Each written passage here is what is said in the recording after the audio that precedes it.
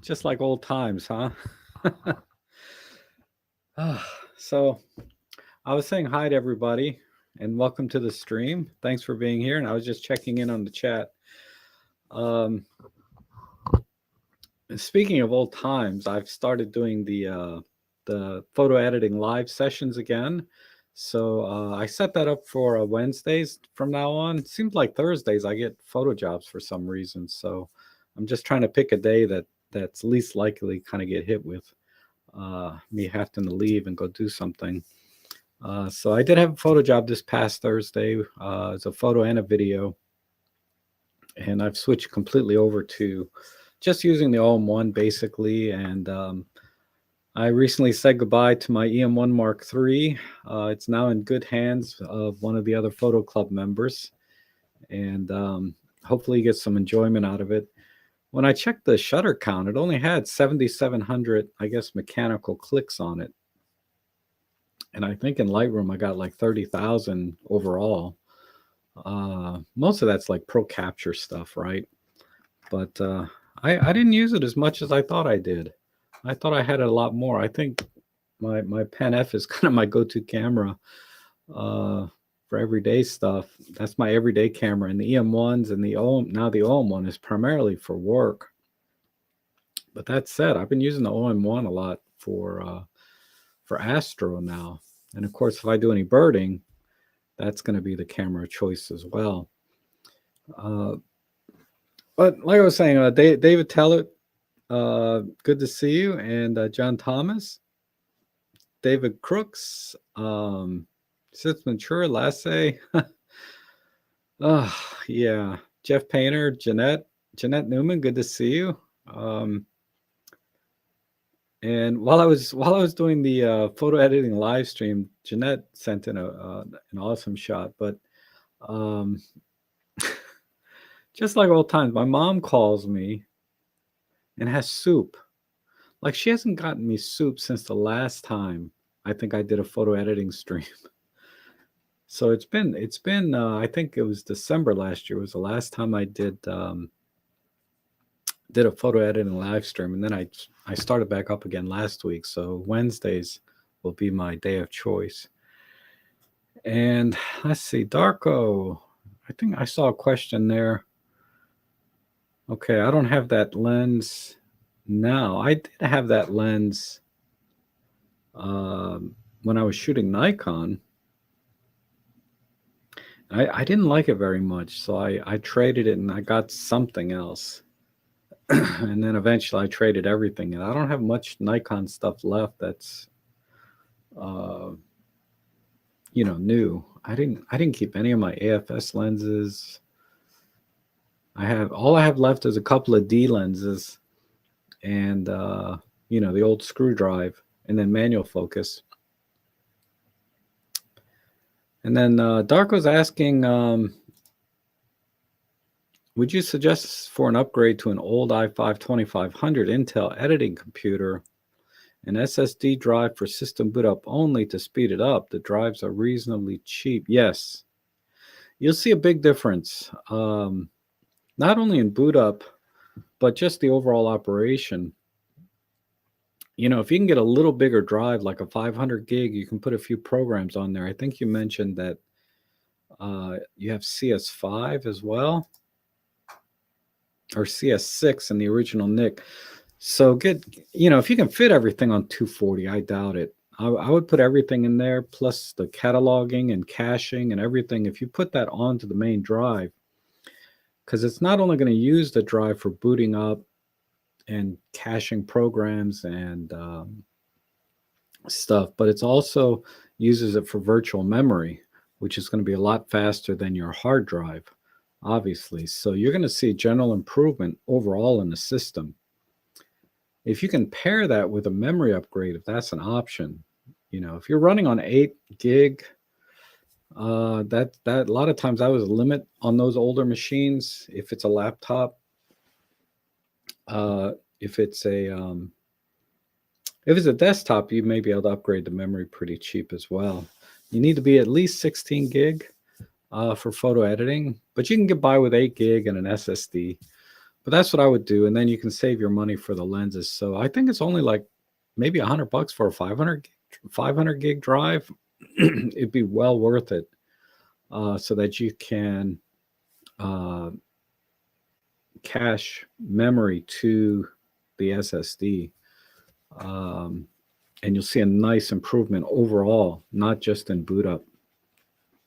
And the SSD really has been the only significant upgrade to computers in the last 10 years, really. I mean, sure, there's processing speed upgrades and things, and there has been some nice improvements there. But if you had a dedicated video card, anything in the 1000 series from NVIDIA and up, no, those have been out 5 or 6 years. So I'd say the last 5 years. If your computer is only about 5 years old, upgrading to an SSD and or adding memory might be enough to get you by just for photo editing. If you do video work, the faster the better. State of the art is best. Because I still struggle editing videos still, even with everything that I have. It's about 1.5 years old now, but it was kind of a nice setup when I got it. A terabyte of SSD, NVMe, I got 40 gig of RAM, and a GTX 2060. No, it's not it's the RTX 2060, I think. Anyway, it's a really good system, but it still struggles a bit even with 4K video. And I attribute that mostly because it's the laptop, it runs at a lower power overall. So even though the components kind of add up to maybe a desktop system, it's usually running at less than half the amount of wattage than a desktop system would. So you're not getting quite the same output from it as you would as a desktop system. But I save energy, save on my electric bill, and I'm almost there. But I might upgrade to a desktop system next. I'm still debating.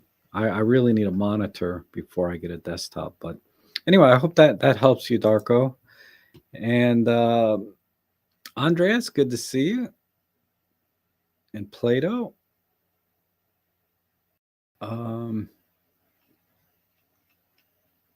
Okay, so Druid's here, and Bob O'Neill, everyone. Oh, Marco, good to see you. Yeah, Marco's a really good person to get systems from if you want to get them cheap. He'll give you a really good deal. I might have to hook up with Marco myself. Not this year. I have to wait till maybe spring or summer. I finally paid off my OM1. It's now free and clear because I sold the EM1 Mark III, and that gave me just enough to kind of pay it off finally. Man, that took only 8 months.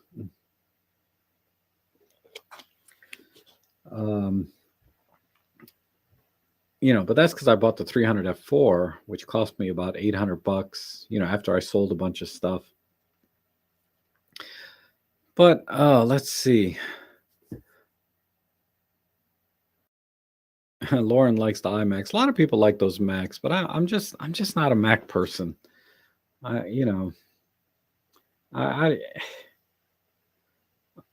don't know what. Anyway, if you guys have been following me a long time, I'm just not an Apple person. I just don't like it.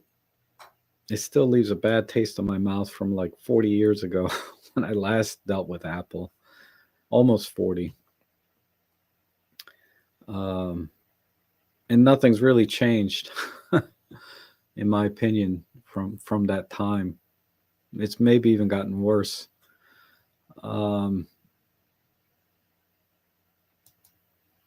I do have an iPad, which I just use once in a while.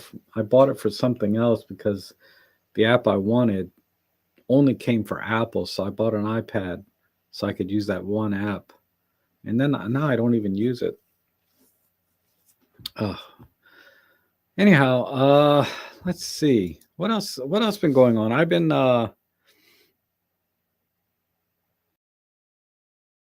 I'm just reading the comments. This mature uses both, but I've been doing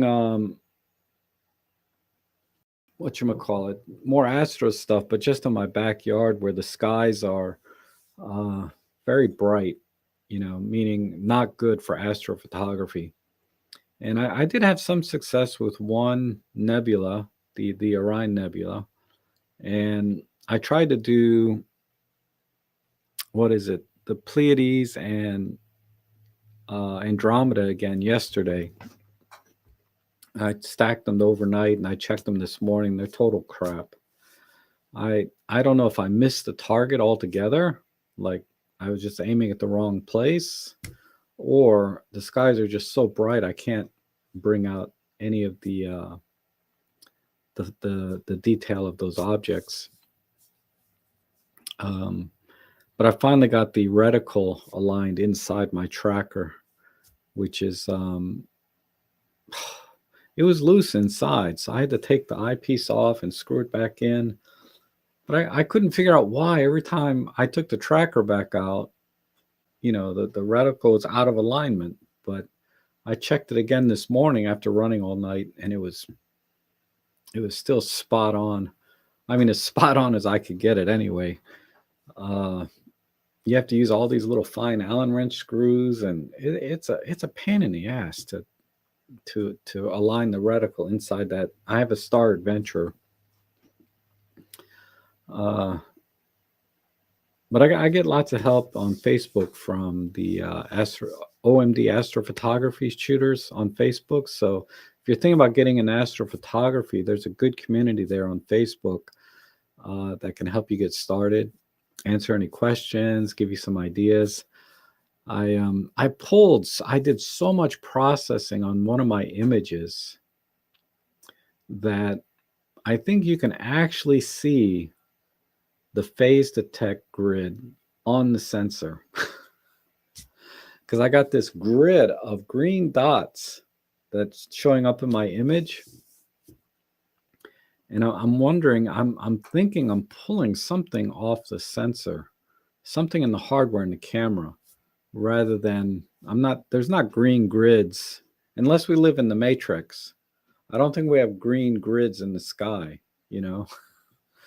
It's kind of it was a weird anomaly I found. Maybe we do live in the Matrix and I've just exposed it. But there's a grid of green dots in my image that I can't explain. Which normally it should be removed by doing darks. So I'll have to check that. I'm still getting started. Astrophotography it's so hard. I mean, there's a method and a chain of events and things that all need to come together to really get a good astro image. And I'm trying to navigate all of this. I've done so many dumb things. Like I was trying, because my sky is so bright, I was trying to do focusing, using the Starry Sky AF, and Starry Sky AF struggles a little bit when the skies are so bright because there's not much contrast between the stars and the black sky. But I kept trying, and I was like, how come it can't focus? And I realized I left the lens cap on the freaking lens. Because, with Astro, you have to do what they call darks, where you put the lens cap on the lens, and then you take pictures that are completely dark. So I forgot that. Another thing, what did I do? That was one thing. I did another rookie thing that was just ridiculous. But there's all these little things, and finally, enough leaves have fallen off the trees that I can see Polaris from my backyard. Up until recently, like this week, I could not see it from my backyard because I got trees all around. So I have a very small window directly above me and to the east that I can track something before it goes behind a tree. And But to the north, there's nothing but trees, and Polaris is behind all those trees. And there's also a parking lot right there underneath Polaris. The parking lot, they use the brightest lights I've ever seen. It's like a freaking spotlight. So, I can stand there. You can see me clear as day when I'm standing in my backyard because of the bright lights coming from the parking lot. So yeah, my backyard is not ideal for astrophotography, but the reason I'm working so hard at it because I want to get really good at, uh, aligning my tracker and going through the steps of setting up to do a full night of astrophotography. And regardless of the results, um, going out and practicing as often as I can, and then taking those images and stacking them and processing. I'm trying to build up my experience level with astrophotography, and it's something you need to do with any kind of photography, right? Whatever your genre, you have to go out and practice as often as you can. And so, even though it's frustrating and I'm not getting results, the message is really just practice. Because stupid things like forgetting my uh, forgetting to take the lens cap off because I was just finished doing darks the night before, or making sure you got your intervalometer set up correctly and setting up your ISO and checking your histogram to make sure you got the exposure, kind of optimal, and make sure like last night I forgot to tighten the freaking mount. So it was tracking, but then it lost tracking because the camera, all these little steps, right? Uh, and I don't want to make it complicated because it's really not complicated once you know the steps and maybe a checklist, right? So but I hopefully this winter, there's a lot of targets to take pictures of at night. I'll get enough practice that I'll be able to start doing tutorials and talk about astrophotography with some level of competence, at least at the beginner level, right? And because if I can take a picture of the common targets like Orion and Andromeda, maybe the Horsehead, the Seven Sisters, I'd like to do another one they call M33. I think I forget what galaxy that's called. You start to get familiar with the names of the different things, right? Once I can competently take pictures of the most common, large, bright targets, then I'll start working on deeper objects that take longer, but I want to get those basics down so I can show you guys how to do it, because there's lots of great tutorials online for everything, right? But as you know, it's a matter of who's teaching and who you can connect with. So I know a lot of you connect with my tutorials and the way that I teach, my teaching styles. So hopefully I'll get it down. And in the meantime, definitely check out, Ben's channel, the Narrowband channel. I put together a playlist. If you go to my channel, you should find a playlist for astrophotography, and it's all of Ben's stuff. I put in one or two of my videos, but it's all of Ben's stuff, and hopefully he puts together his playlist soon. Okay, let me, I jibber jabbered long enough. Let me check the chat here.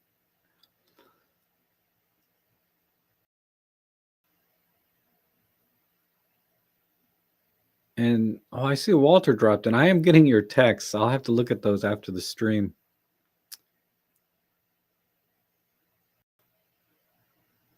All right, I stopped about right here.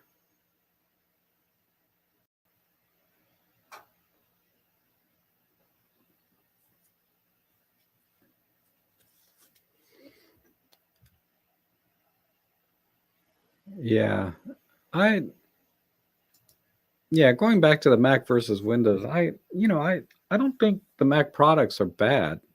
I think they're perfectly fine. And I could probably adapt to the ecosystem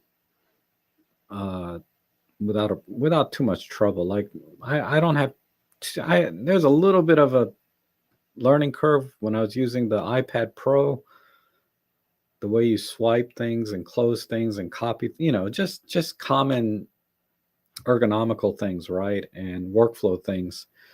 I was able to adapt so I can at least use the iPad now. It didn't take much, but like I said, I got a personal problem with Apple from almost 40 years ago that I can't get over it. Nothing to do with the quality of their products or anything like that. They may be even better.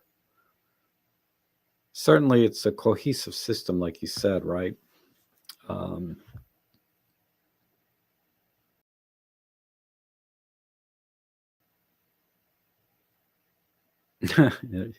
yeah, sky's the limit.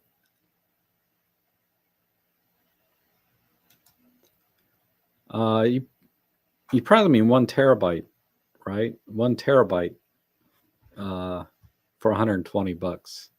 That would be awesome. Because if you get 1 terabyte, that's something you can use for a while. Even if you buy a new computer system, you can use a terabyte on anything, right? A terabyte's a healthy amount.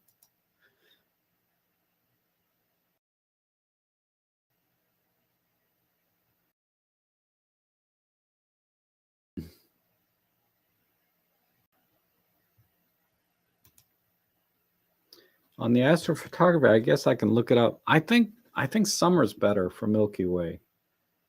Yeah, you get more color. Um, I mean, we'll have to see. I'm still kind of new to it. The summer nights are shorter, and it depends what hemisphere you're in too, I think, right? If you're in the southern hemisphere now, it's summer, and that's when you get those really like those browns and yellows and everything in the Milky Way, kind of the core. I think you're looking more at the center of the Milky Way in the summer in the northern hemisphere, and in the winter you're looking more at the outer edges of the Milky Way, so it's a little bit dimmer. I might got those reversed, but I think that's the idea behind Milky Way images is it depends whether you're looking at the center of the Milky Way or if you're looking at the outer part of the Milky Way. And I think the outer part is dimmer. But I'll know. I'll know eventually. I mean, these things will come to me like this once I start getting out there and doing it all the time. I'm still just working on the workflow and the methodology and trying to make sure I get everything right, from point A to point B. Like I just bought a 2.5 millimeter jack, right? So that I can plug it directly into the tracker. And then the tracker, you can control the tracker will work as an intervalometer. Uh, so you can get more than 2 minute exposures and stuff, or the limit's 1 minute using the in-camera intervalometer. So I can do 2 minute exposures. And then if I get a ASR tracking and a little scope with it, so I can get better alignment, then I can start to dithering. I mean, you can get really crazy. But the problem is each piece in astrophotography, you can get pretty good performance. Each piece is less than $1,000. A lot of it's less than $500. A lot of it is less than $200. And each piece can make a significant difference, right? Whatever you buy. So you buy these little bits at a time, whether it helps you with your workflow or it helps you with the tracking or it helps you with the image quality.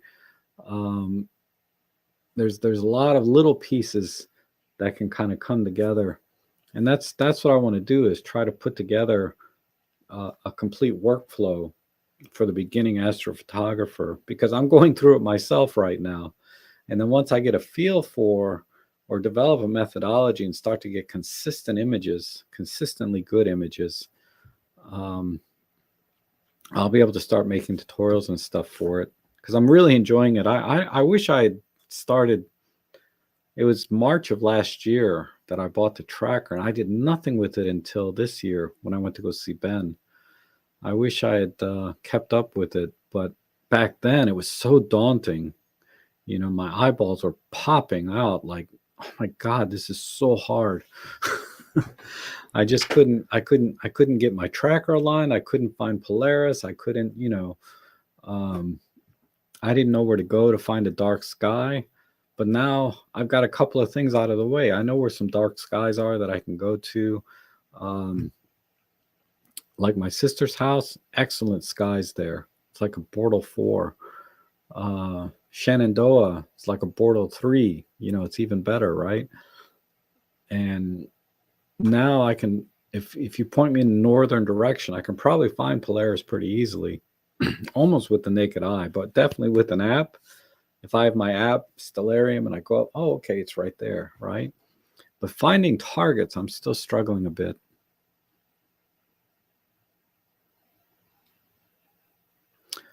John Allen, you got the ZFC. A bit like the D750. Yeah, the ZFC is a cool little camera. When I looked at it, early on when it came out, because I thought it was just gorgeous. I like that vintage look, right? Because I have a Pen F, which is a rangefinder style. I was thinking, oh, it'd be cool to have a digital DSLR style, particularly Nikon, because Nikons were really good-looking systems. I mean, I know Olympus has the silver EM5 Mark II, which I think is one of the most beautiful cameras ever as well. But Nikon is I've always liked Nikon as well. Now I have a DF, so I'm kind of set. But the only thing I didn't like about the ZF, and I get it, was that it just felt really plasticky. I know it wasn't all plastic. It's very similar, to a lot of cameras today where they have sort of a metal, nice metal top, but it was so lightweight. Ironic, right? I was expecting like a regular SLR Nikon. You pick it up and the thing weighs, a lot, right? It's heavy. So I was a little put off by that. Probably, not. It shouldn't have put me off, but it put me off for some reason, that it just felt so plasticky. And really it's just because it's a very lightweight camera. It's not that it's all plastic. There are some metal bits and everything around, just like everything else. But I think in terms of the image quality and the user experience, I think would be as good as any Nikon, right? It is a really, really cool looking camera. I think if I still might think about getting one, but I have a Nikon DF, so I don't see a need for it. Anyway, but congratulations. It is a cool camera, no question. And you put if you get the vintage 28 or 50 millimeter, man, a 28 millimeter f2.8 on that camera would be perfect. Or is it a 1.8? Whatever their 28 millimeter lens for that camera. It's perfect street camera.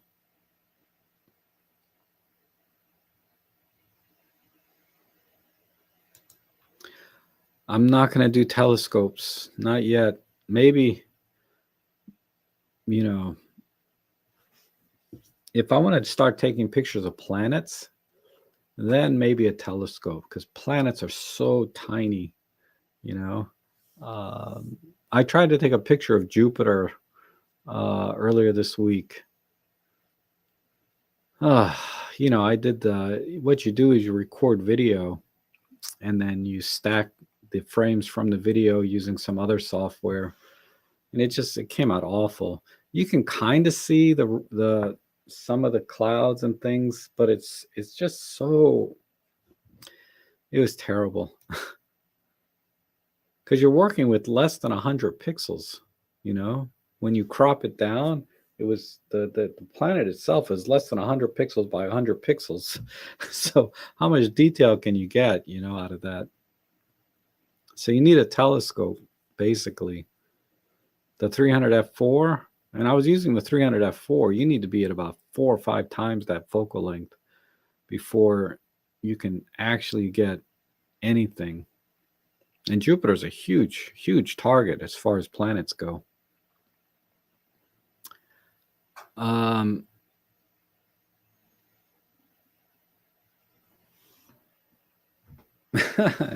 Lauren keeps telling me let the grudge go with Apple.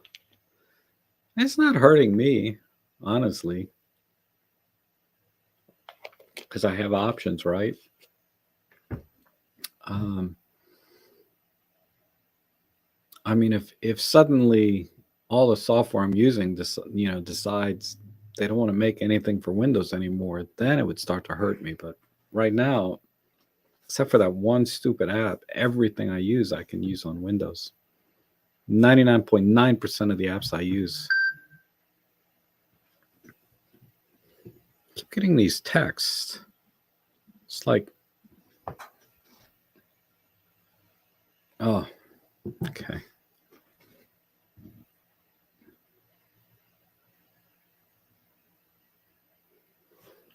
Oh, Educational Pro. Wow, okay. That's I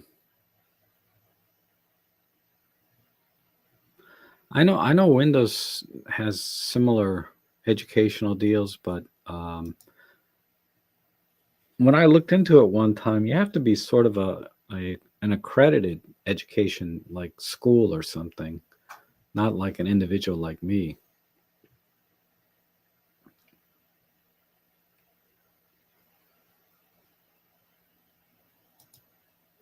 Simpson says my friend was using a Sony A1 camera to tame the reasonable Milky Way shot while we were in Spain last week. No ambient light. Yeah. The A1 is a 60 megapixel camera, right? That's going to give some nice resolution. I think for single shot type photography, a full frame is fine. Um,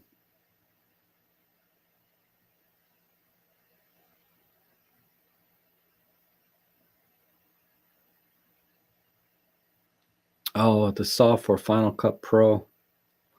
I don't use I never used Adobe Premiere. Yeah, it's like $50 a month, I think, to get that, right? Whatever the price is, it's not cheap. I bought into DaVinci Resolve for $300, like a one-time price, and you get lifetime upgrades. Because I started with DaVinci 17, and now they're on 18. When I bought it, I mean, I started with DaVinci 14 a couple of years ago, but then I bought it. I bought DaVinci 17, and now I have 18, and I haven't had to pay any upgrades or anything.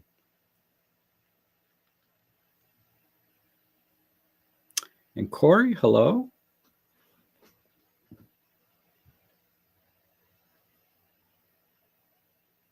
John Truman, good to see you. Be sure you come in Wednesday to the uh, photo editing. Submit some images.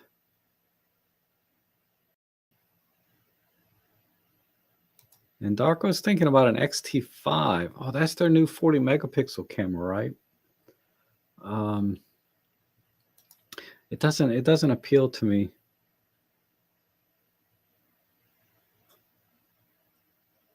And it's not so plastic to you in hand. Yeah, I think if I looked at it again, I'd probably be a little bit more forgiving. I don't know why when I looked at the ZFC the first time, I just didn't like the feel of it. I think because I had this perception of like a regular DSLR that has some heft to it. I don't, of course, I don't, yeah, all my DSLRs are in my dry cabinet, but I got this one. This the film one, right? This is the plastic fantastic. This is the Nikon N7V. Does everything full auto, but it's made out of all plastic, and it doesn't bother me at all. That it's all plastic. And I got a 51.8. Like I said, I have a couple of these D lenses left just for my old film cameras, but this is like my point and shoot uh, film camera. I love that. I love that little camera. Autofocus, metering. It's basically a high-end point and shoot.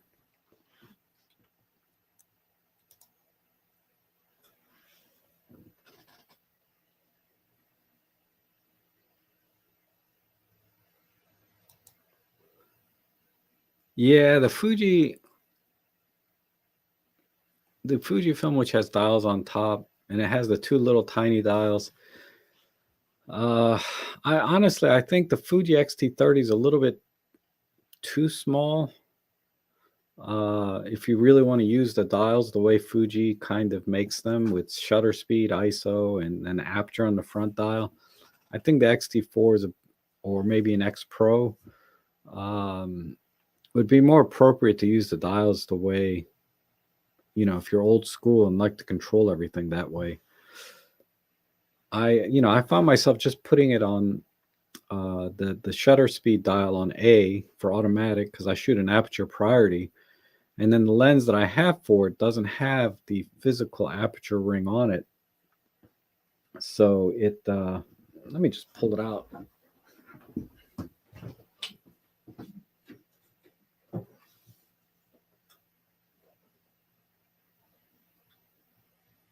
Oh.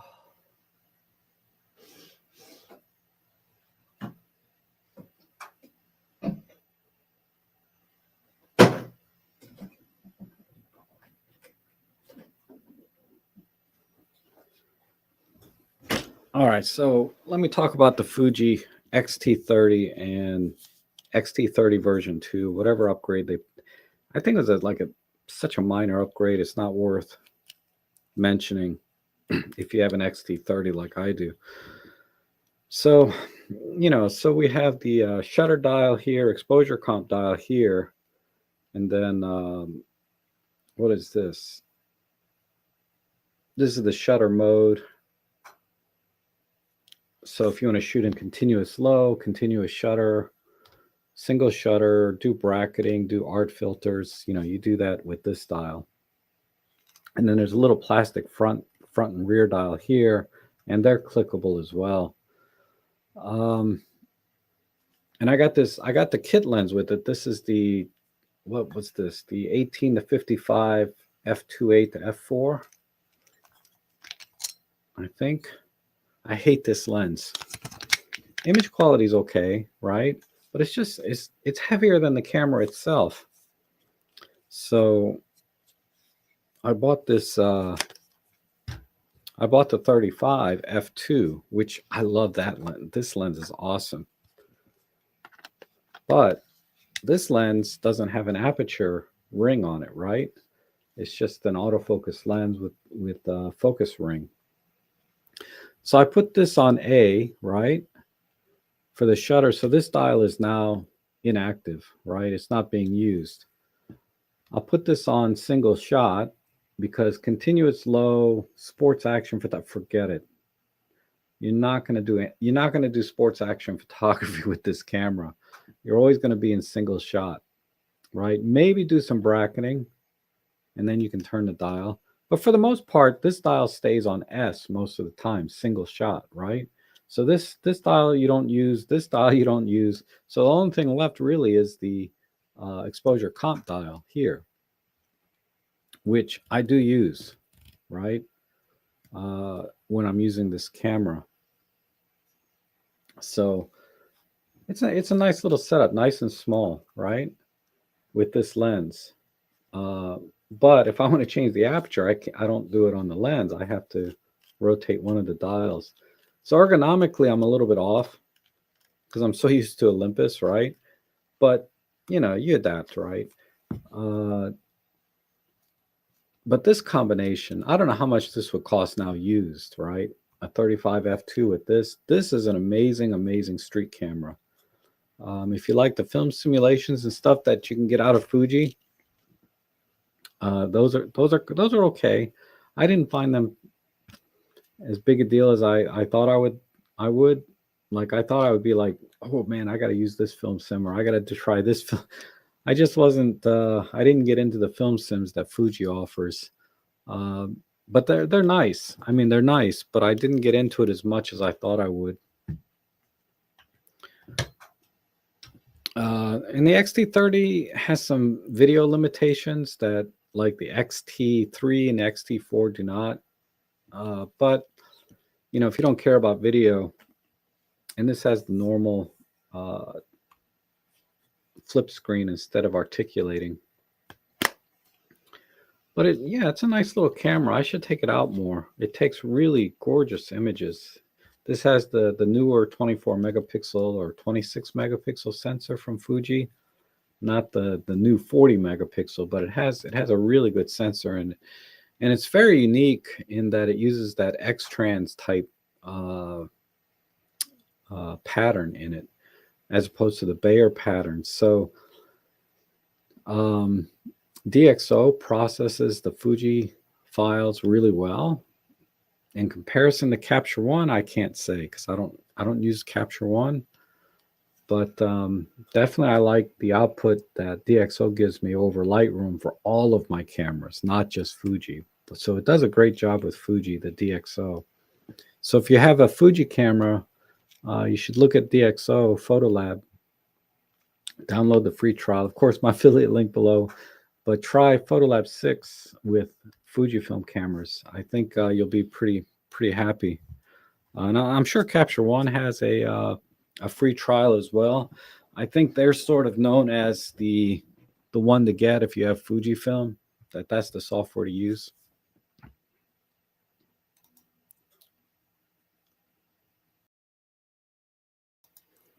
I've not looked at any photo books yet.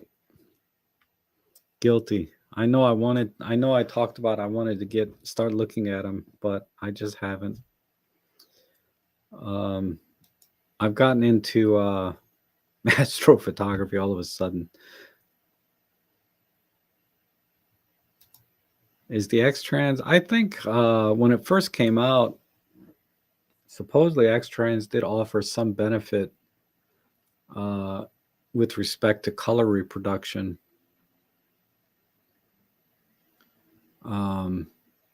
But it's been so long since I remember reading about the difference between X-Tran and Bayer. But the last I heard was that the Bayer sensors now are so good that the X-Trans sensors don't have that same advantage it used to. And case in point, Fuji's cranking out a bunch of Bayer pattern cameras now. I forget which ones have the Bayer patterns. I think the X100, not the street one, but the XT100, I think it's called. I don't know. It's their entry level camera. Those are all Bayer sensor cameras, and no one's said squat about the image quality from those cameras like being any better or worse than the X-Trans sensors.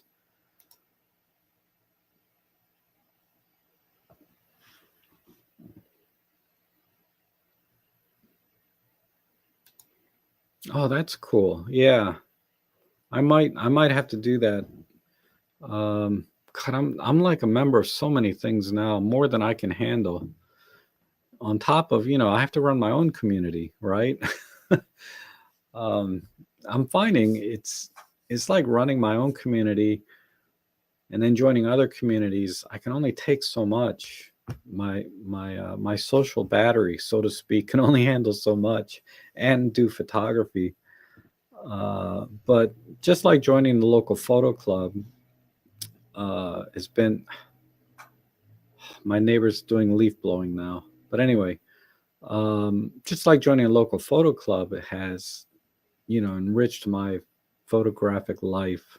I think joining what you're talking about, an astronomical society of sorts, some sort of club there, would really benefit me a lot as well. If when as I get into astrophotography, right now I'm just so overwhelmed a little bit. I need to kind of get a little bit further along before I jump in uh, with a club, so to speak, where because just like last year when I went to go see Ben, 90% of what he was showing me and telling me about, I had no clue, didn't understand anything.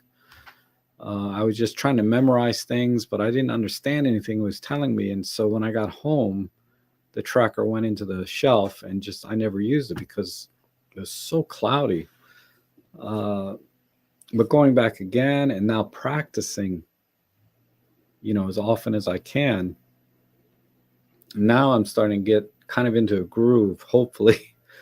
And then joining, I think, club like you're suggesting would make more sense to me. And John Yorkie, my goodness, you got a Canon RP. Yeah, can't tell any better image than Olympus, but love it for many other reasons. Yeah, I borrowed my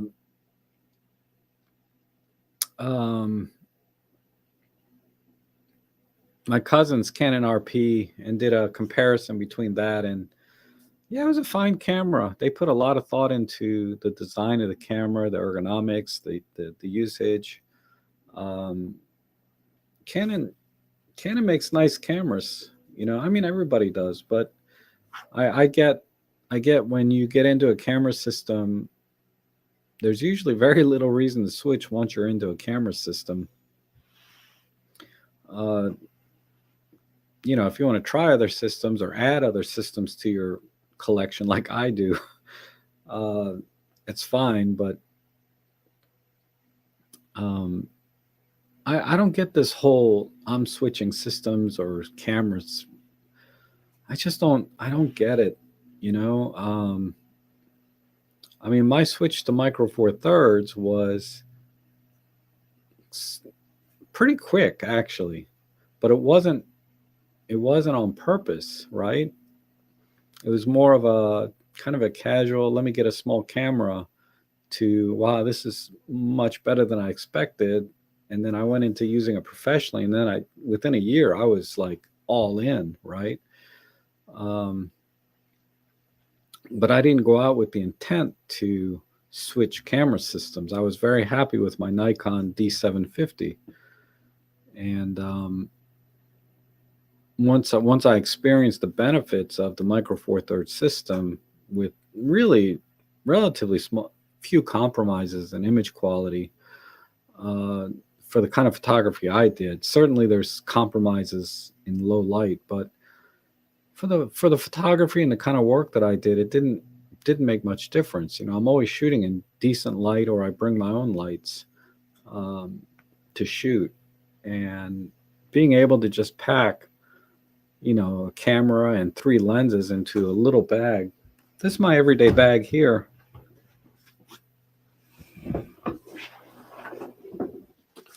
But I got the 40 to 150 and the my 4mm fisheye lens in one side, and there's still lots of room in here. And then I stick my Pen F with another lens, usually the 25mm 1.8. Throw in a few batteries. So I got 3 lenses and a camera, and this is a relatively small bag. It looks big on camera, right? Because I've actually switched to a wider angle lens, so now everything gets distorted. It looks huge, but it's really a small bag. This is the Event Messenger 100. If you want to look it up, they don't make it anymore, but it's one of the first bags I ever bought. And I could cram like a flash in there if I really get good with my Tetris, right, and stack things the right way. I could carry probably a couple of more lenses and a flash with a trigger. No way I could do that with my Nikon system. The D750 alone would barely fit in that bag with a lens on it. Never mind trying to carry any other equivalent lenses, like the 40 to 150 kit lens. The equivalent, I think, is like the 70 to 300, f4. That's still pretty good sized lens. That's not going to, even that lens won't fit in that bag. The flap won't close over, right, because it's too tall. And it certainly won't fit if I have the D750 in there, just to give some perspective. So all the benefits of the smaller system with very few compromises in image quality, in my opinion, right? Particularly with software now, just being able to pull out so much detail from almost anything, it seems like. I'm still a happy camper with Micro Four Thirds to this day, 6 years later. It's been a little over 6 years now. I joined my first Micro Four Thirds camera was like August of 2014, 16, I think. Yeah.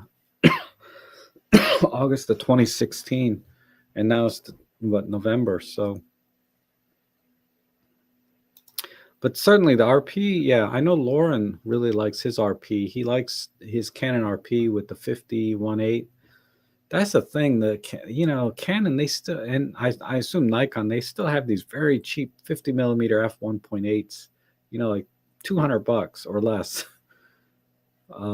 Man, I wish, Panasonic has the 25 f1.8 for like $150. That's about the only equivalent.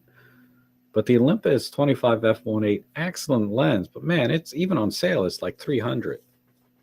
It's like, oh, that's that just feels a little high. It feels a little high because I don't think they're optically any better than the $200 Canon or Nikon 50-1.8s.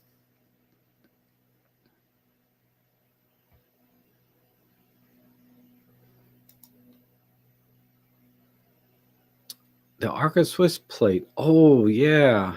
I gotta get one of those. I thought they only made the cage.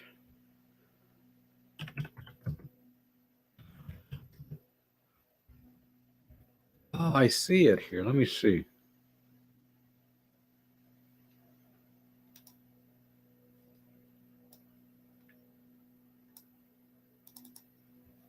That looks really good.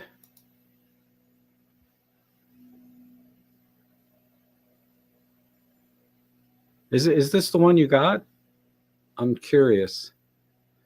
What happened to my chat window?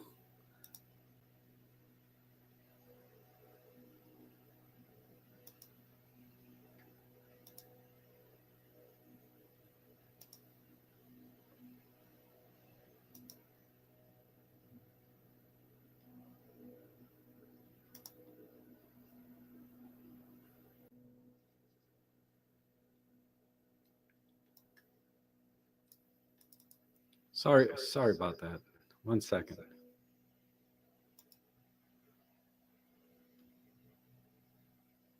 Um,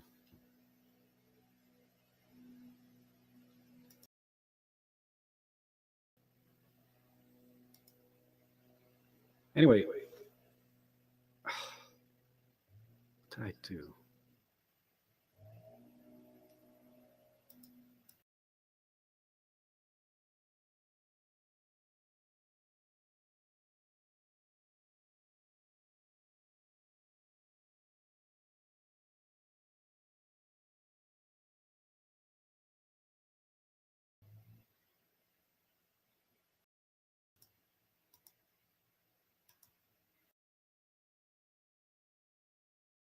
Damn it. Now I got an echo.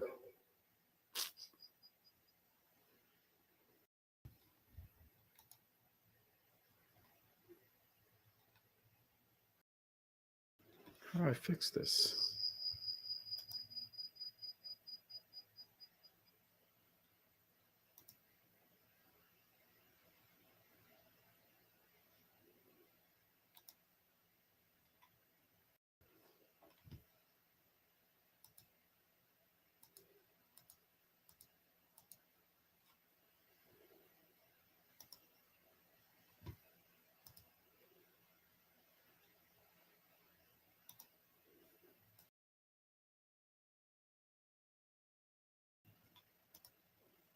Okay.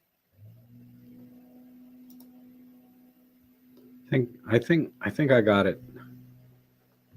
Oh, sorry about that.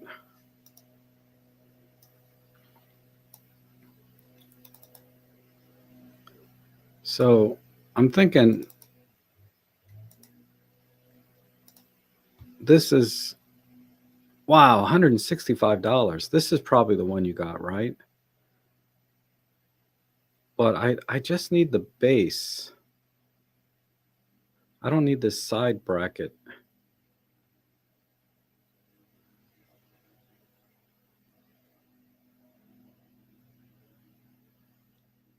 Wow, that's expensive though.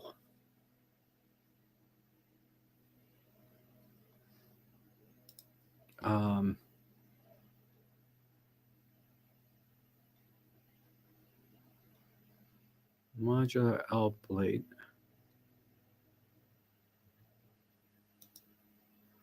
I'd almost rather get the small rig, this one here, because this wraps all the way around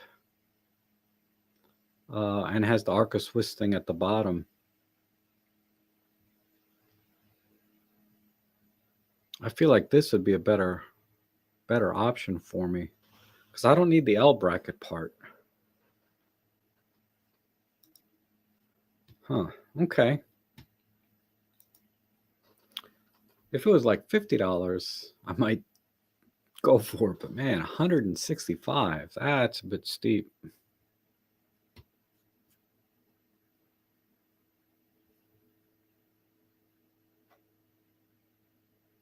But it's going to be a good quality though, right?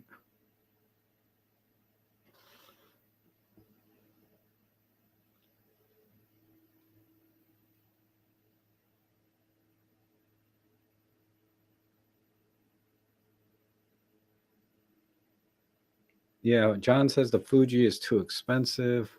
I'm just catching up here. The X100V is very nice. Yeah. I had the X100F for a little while. I didn't care for it personally. Nice little camera, but it was just kind of expensive, and you can't change the lenses. So I traded it and I got the X-T30 instead. I'm much happier with this than the X100. I don't need it to be pocketable or anything. I don't mind hanging a camera on my neck. The entry-level cameras are no longer sold in the USA. Is that so?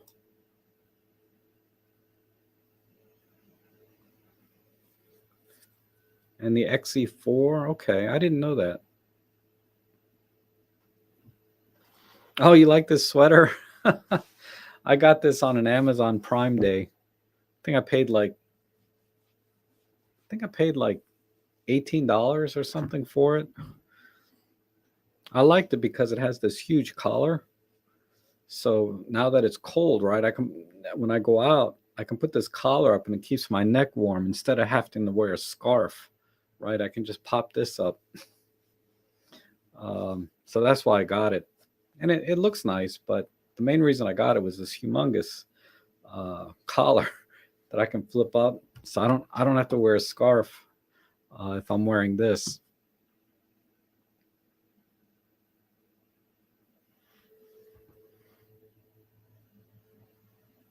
Yeah, Fuji. There's a lot of people make lenses for Fuji, like the Astrophotography lens that I did a review on. They don't make anything for Micro Four Thirds, so I told them to send me the Fuji mount lens.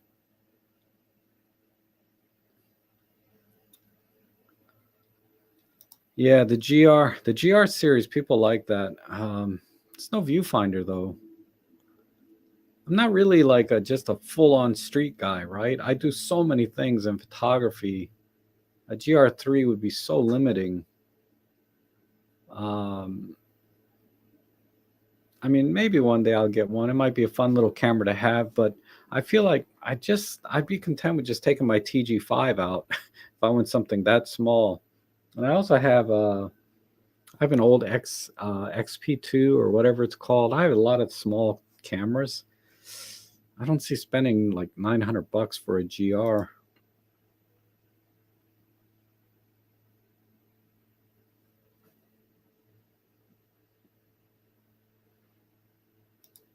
Yeah, I'm with you, right? Micro Four Thirds. It does everything I want and then some. And then just adding on other cameras, just because every camera offers different experience for me. Certainly, there's differences in image quality, right? Like my Panasonic S5, man. Nothing I have in Olympus can touch the just straight out of camera image quality. That thing is amazing, amazing, so clean. The images are so clean, and but it's the kind of thing you can only tell, like if you're looking at the raw images and comparing and processing. you know, for everyday stuff, man, my Pen F, that does everything, and everything I get out of my Pen F is awesome. I just love that camera so much.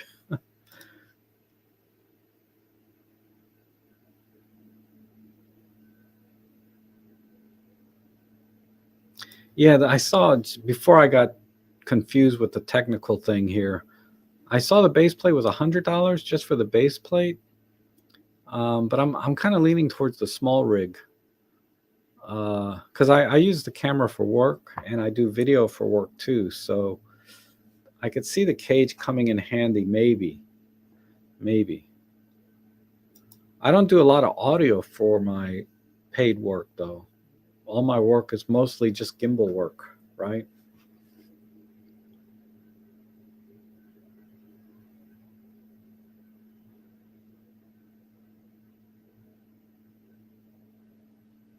So Peter Zelinka, I have seen videos of Astro Backyard, and I think Peter. I haven't seen Kuiv though. Um, I remember watching some guy, but his accent was so thick, and I'm used to thick accents, but some accents I can't. I just could not follow him, uh, and it's mostly because I've noticed my hearing. I have trouble understanding even just plain English sometimes.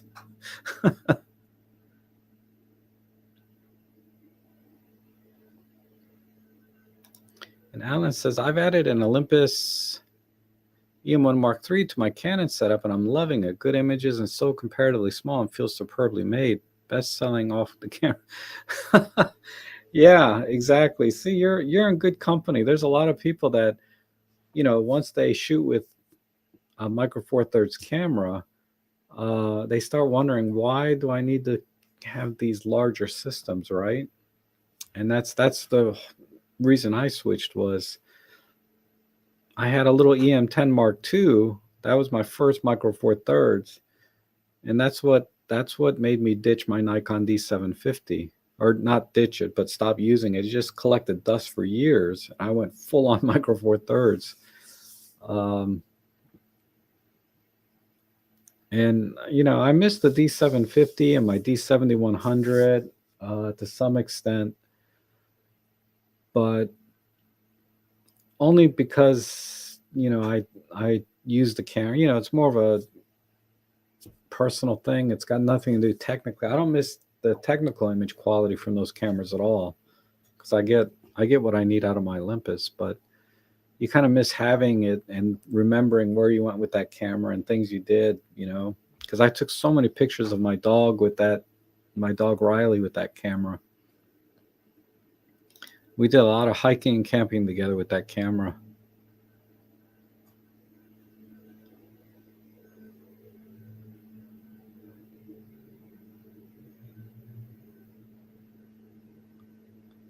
Um, Wait for generic. The RS without the side bracket has a huge gap between the base and the body, and the front edge doesn't line up. Oh, interesting.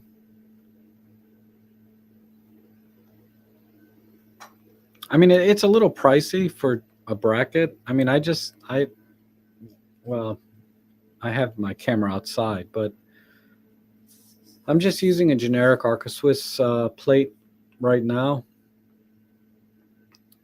but it's not ideal. I'd rather have the full base plate for my OM1. And like I said, I'm leaning towards small rig.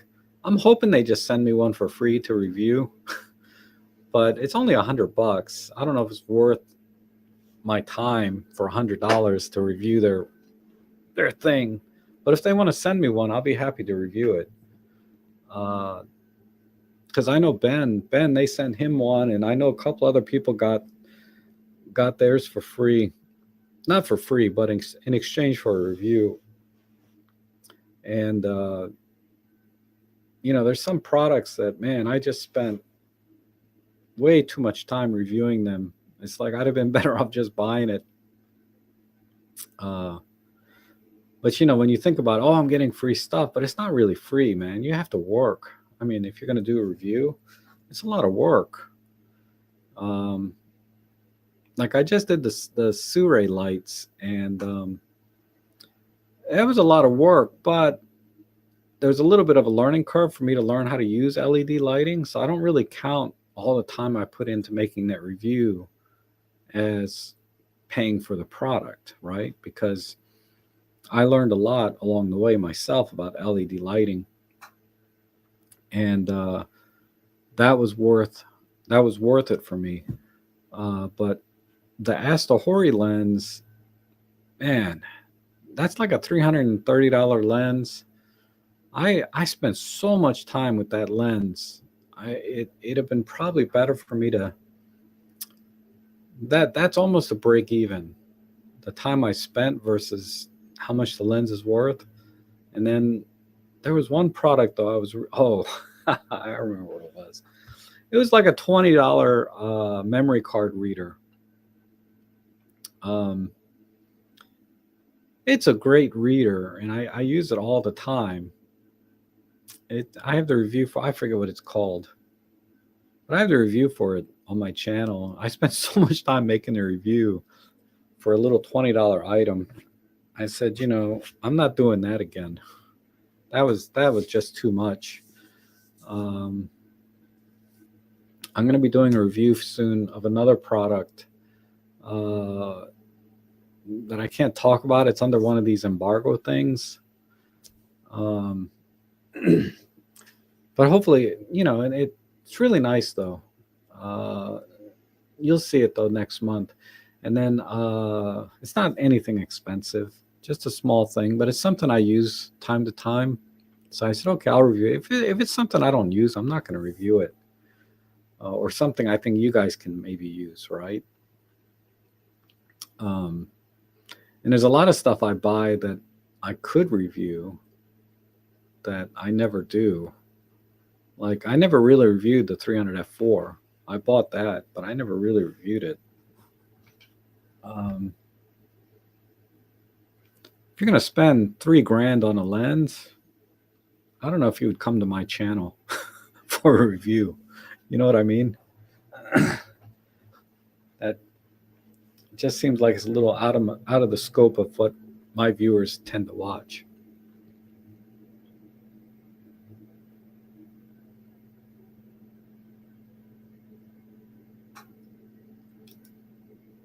And Shreya says, I'm happy with the FLM brackets.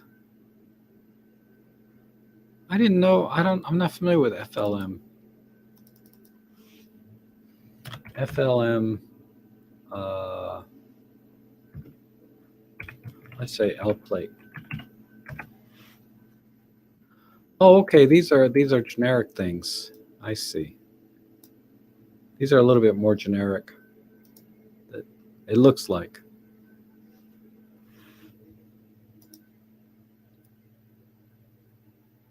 That's not a generic price though. Man, but it looks quality. Look, they use cork, and they have nicely fine lettering here for measuring things. That's cool.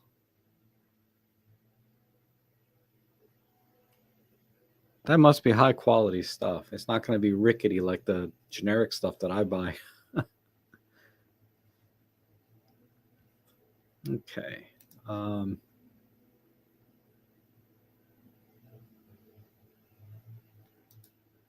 And Basil, you think you're getting the S5 or XT4?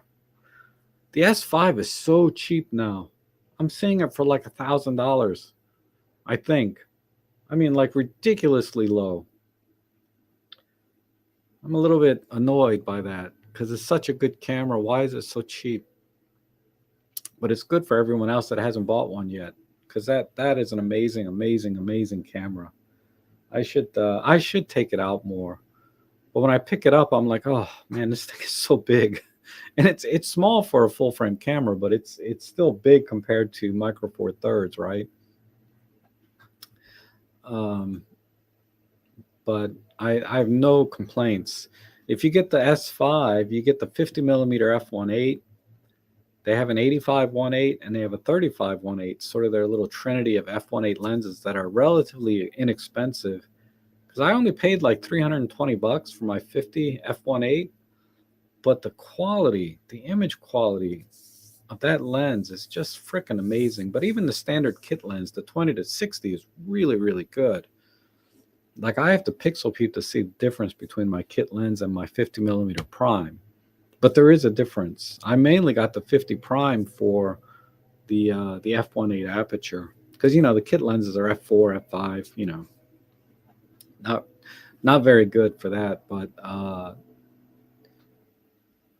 and then the XT4 or 5. That's a tough call for me. I don't know if I'd ever. If I had to make that choice now, I would have a hard time. I'd save some money with the S5 because they're so cheap now. And it's certainly a better video camera than the X-T5, I believe, or the X-T4. Don't quote me on that. But I know that for regular 4K 30, 4K 24 video, the S5 is pretty hard to beat regardless of price. If you're into 4K 24p video. If you're into like 4K 60, it crops. That's a problem.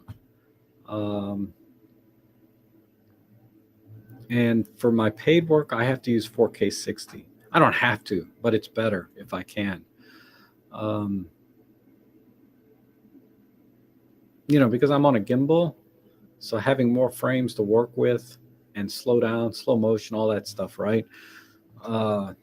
It's more important for me to have 4K 60 now than not having it. So that's another reason I don't use the S5 anymore for my paid work.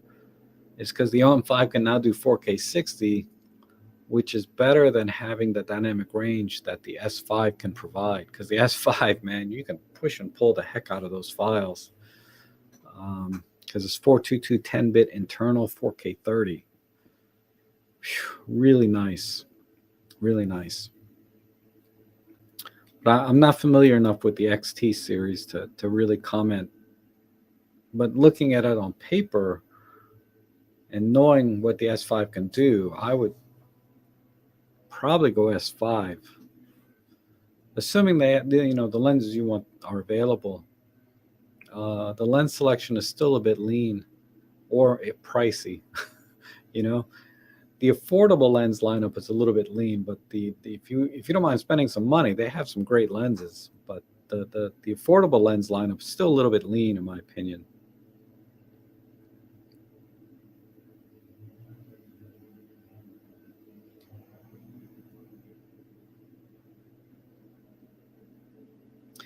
Yeah, the X100s, they're not cheap for what they are, but man, people love those cameras for street, no question.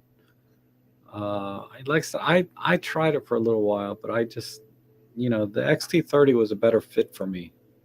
It's cheaper and does more stuff than the X100 ever will, but it's a different form factor, right? It's a DSLR style, not a compact rangefinder. It's just a different camera. So this was a better fit for me in every way. I'm going to the Guardian newspaper in London tomorrow. There they hold the work and cameras of Jane Brown, a great photographer. She used an Olympus OM1 film. Oh, cool. That's cool.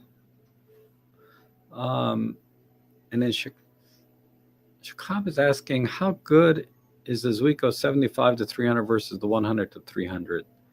I've never used the 100-300, but my advice is, if you have an Olympus camera, get the 75-300. I really like the results I get from that lens with any Olympus camera. But I don't know. I don't know anything about the 100-300, so I can't give you a comparison or an opinion on it. It may be better than the 75 to 300 from Olympus. Just do your due diligence, but just rule of thumb, if you have a Panasonic camera, get Panasonic lenses and vice versa. I just found lenses work better with their native lenses. Native cameras, native lenses work better together than crossing things. Because whenever you look at firmware updates over time, a lot of the firmware updates in the camera are so that your Olympus camera can use a Panasonic lens or optimize it for a Panasonic lens. And so there's software issues, right? But that said, there's just as many firmware updates for Olympus lenses on Olympus cameras. So I guess it's true regardless of brand, but I would stick to brand for brand.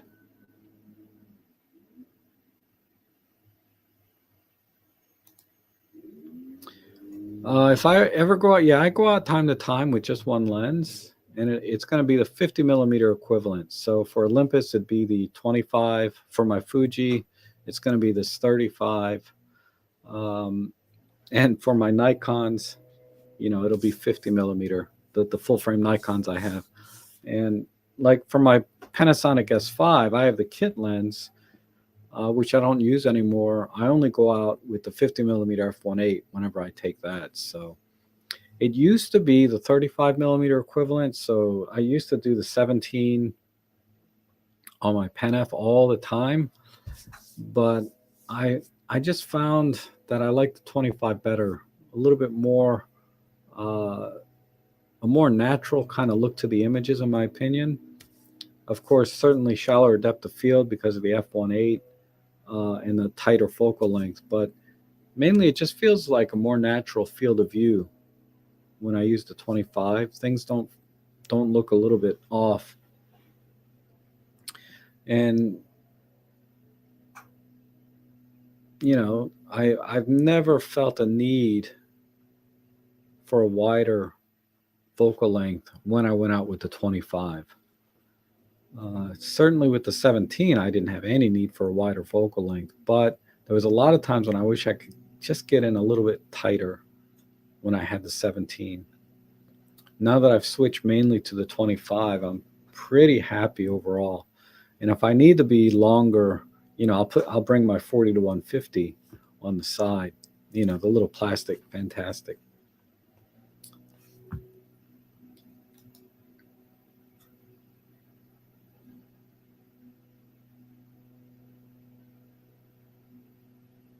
Yeah, Nebula Photos, I've watched quite a few of his videos. It's the guy with the long hair, right? He's kind of a cool dude. And he does good tutorials as well.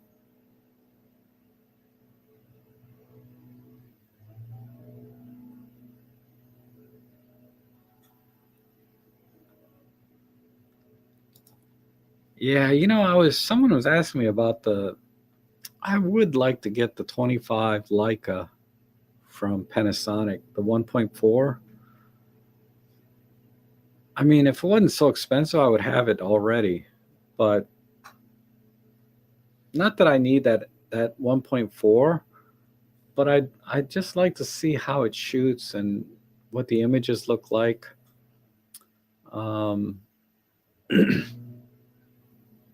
I'm also, that's the beautiful thing about the 25 millimeter, whether, the 50 millimeter lens, there's so much variety in that focal length.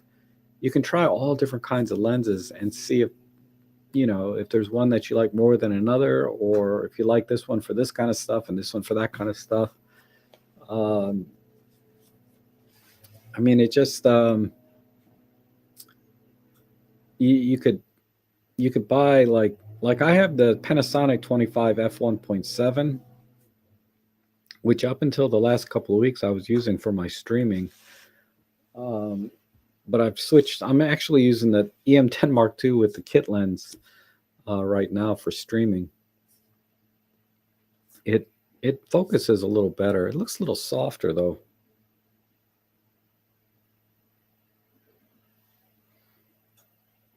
Oh, you know why it looks a little softer is because I had to bump the ISO because I'm at like f4. I think I'm at f5.6 or something with this lens. So I had to bump the ISO for the streaming. Whereas when I was using the Panasonic, I was like at ISO 400 because I could shoot at f2. But I rearranged my streaming setup here. So I had to bring the camera closer. So I needed a wider angle lens. And the only wide angle I have really is the kit lens. I might be able to use the 17. I'll have to try. I have to try the 17 on here. But yeah, I kept looking at the screen. I'm like, it's in focus, but it's a little bit soft. And then it just hit me. It's because like I'm at f5.6 and ISO. I think I'm at like ISO 1600 or something.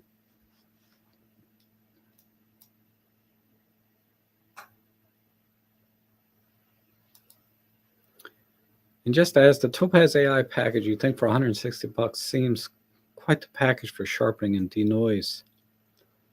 I'm not that familiar with the AI package. I haven't watched any videos on it or even looked at the software. I do have the individual products, Topaz Sharpening AI, Topaz Denoise AI, and the Gigapixel AI. I never use the Gigapixel. I rarely use the Denoise.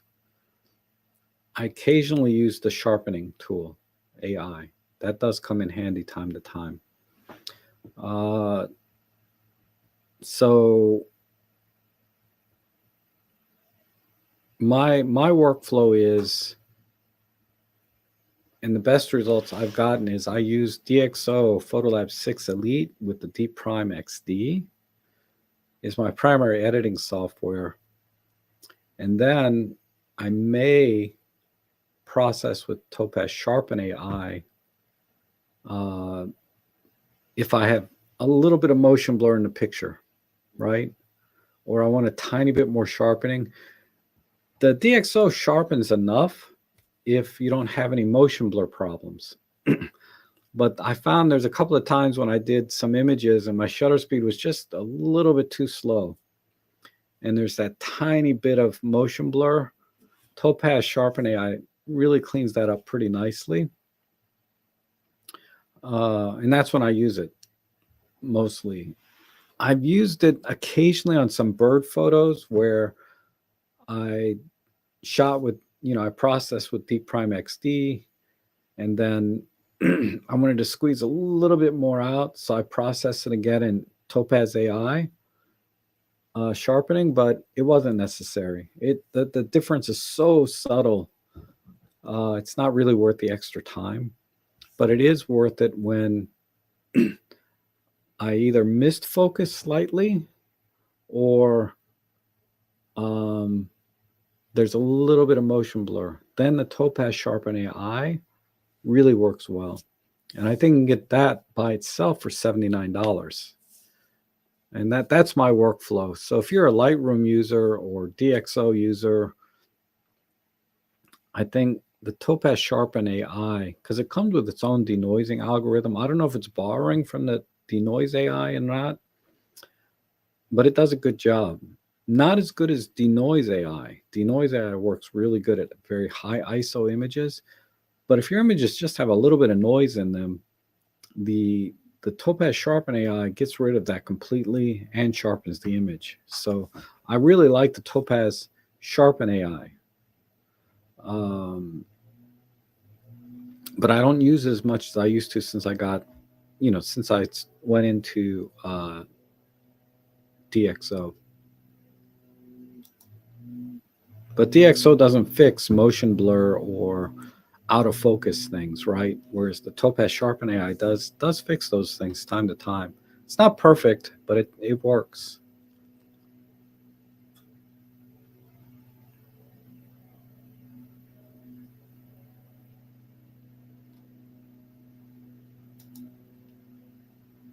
You can't tell any difference. Okay, yeah, the Panasonic 45 to 150. Differences are very subtle. I mean, when you look at shots, and of course the the the F1.8 gives you much faster light, much more light, right? So faster shutter speeds, lower ISO. A lot of times it's hard to tell when you're looking at single shots. Like I did a review, or not a review, but I was comparing my 300 f4 Pro versus the 75 to 300, and over a handful of shots, when you look at them side by side and pixel peep them, there's not that much difference, right? But over time, you start to appreciate the differences more. And there's so much more to a lens than just the sharpness on a handful of images. Um, it's hard to explain. I need to get my mindset into like lenses again to really talk about it with any enthusiasm, because right now, once I've settled on the 300 f4 to use it for when I need that focal length, um, there's no question in my mind it's so much better than 75 to 300. But my initial comparison, I was like, there's not that much difference, right? Other than gaining a stop and a half or 2 stops of light, there's not that much difference. But over time, I start to see it more and more, the differences. And anyway, um, but yeah, I doubt there's much difference between the 45 to 150 and the 45 f1.8 for a lot of things, other than being able to gather more light.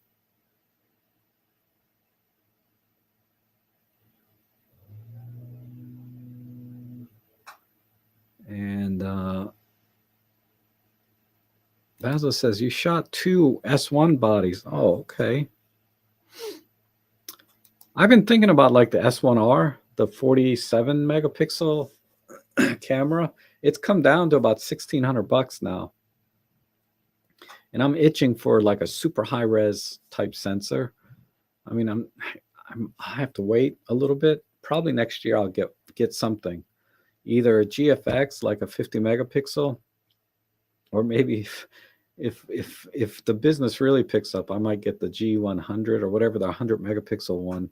Problem is the lenses cost as much as the camera, But Astrophotography has a lot of generic lenses for it that are much more affordable,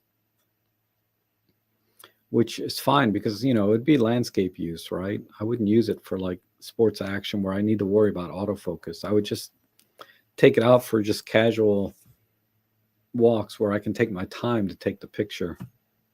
But it'd just be fun to have a high res camera. If I get the S1R, I don't have to buy any lenses. I have the lens I want for it, the 50 f1.8, full autofocus, fast and sharp. I wonder if it's sharp enough to resolve the 47 megapixels though. I know it's like unbelievable sharp on my 24 megapixel camera, but I wonder how good it is on a 47. One day, I like the S1R a lot though.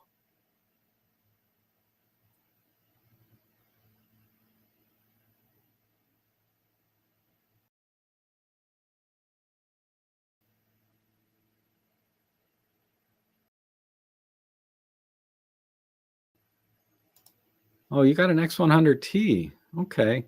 I forget the T is the newest one, right? With the flip screen and other stuff, isn't it? Or is the X100T, is that entry level one? Let me look it up real quick.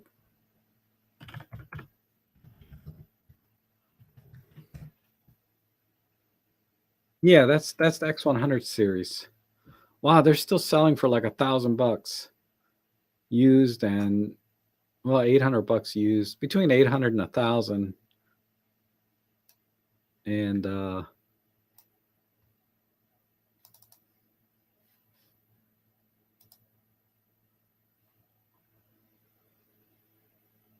yeah, okay. Like I said, I didn't love it when I got it. I thought I would, because I like the Pen F so much. I just did, like I said, I'm an X-T30 guy.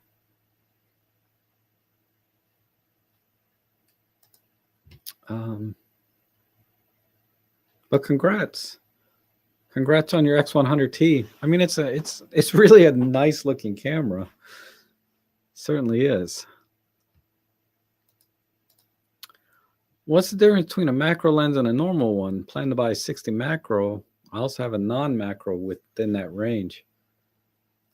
Well, the primary thing is the technically a macro lens should give you at least 1-to-1 magnification, and it should be technically perfect. Meaning, when they say 1-to-1, that means that, for scientific purposes, if they need to use that image for anything where they have to measure or compare measurements between things, it has to be 100% accurate. So, but anyway, that aside, macro lenses are designed to focus up close and be very, very sharp. That's their primary function. Whereas most lenses are designed to focus and be sharpest at distance. Sometimes at infinity, sometimes somewhere in between, a little less back off of infinity. But basically at infinity or close up, lenses are designed one way or the other. So macro lenses are designed to give you 1-to-1 reproduction and be sharper or be optimally sharp at close distances versus at further distances. Now, whether or not the camera can resolve the difference in sharpness between up close and far away is a different topic. But that's the main difference from a design standpoint, is macro lenses are 1-to-1 and designed to be sharpest at close distance. And that's the main difference.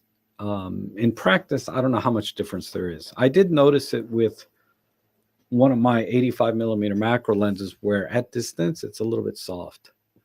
If you see my review on the 85 millimeter Astrophotography lens, it's not quite as sharp at distance, but up close, man, the thing is razor sharp. And that's just the way lenses are. It has something to do with the front element, the way light comes into the lens at close, because when you're up close, light's going to come in more direct, right? So they have to design the front element a little bit different versus far away. The lens has to be able to capture light at more angles, right? I think. So the front element design is a little bit different with lenses that are designed that are not macro. So unless you need 1-to-1 reproduction, you don't need to buy a macro lens, basically. So if you already have a lens in that focal length, like me, I don't do much macro, so I've never bought a macro lens. I'm content with extension tubes, and I get by with that. I don't need to be technically perfect or have perfect 1-to-1 reproduction for any scientific or work, any kind of work. But a lot of people love that 60 macro. I know that.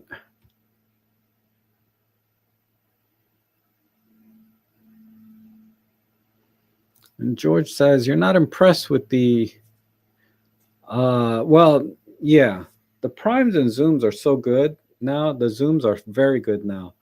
The only difference really is the amount of light, right? You can get to 1.8 with a prime. So it's not like the old days when zooms were terrible, right? And I'm talking 1970s, 1980s. There's always been this reputation. And then even today, people can't design a good zoom lens, the very, very cheap stuff. But generally speaking, zoom lenses now are equally as good as primes. But they're a lot slower typically. So like a 40-to-150 f2.8, look how big that lens is compared to, say, a 60 millimeter 2.8, right? A prime lens. They have to design, the elements so that it can zoom in and out, but still be sharp at all the different focal ranges. So it takes a lot more glass. But the 12 to 40, is really, really sharp. It's just you lose about a stop and a third light. And if you need that, then the 25 prime is the way to go. I prefer the 25 prime because it's just very small and it's very fast. I rarely take the 12 to 40 Pro out. It's very rare that I use that lens. I mostly use my 25 millimeter prime because I like that that it's faster by a stop. Certainly not as versatile, but I'm more of a I really like taking out a single focal length now.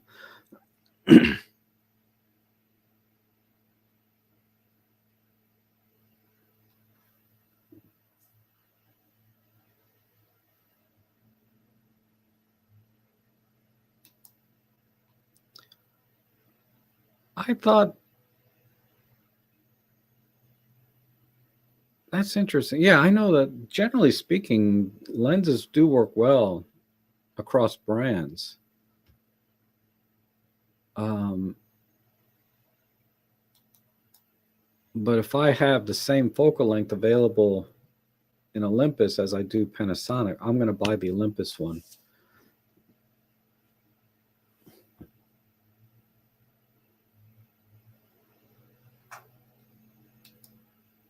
And you just got the denoise. Yeah, it's a really good little package.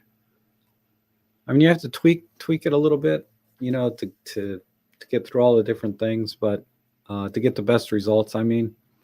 But once you get a feel for, how to use the sliders and tweaking and masking, you can get really good results out of it.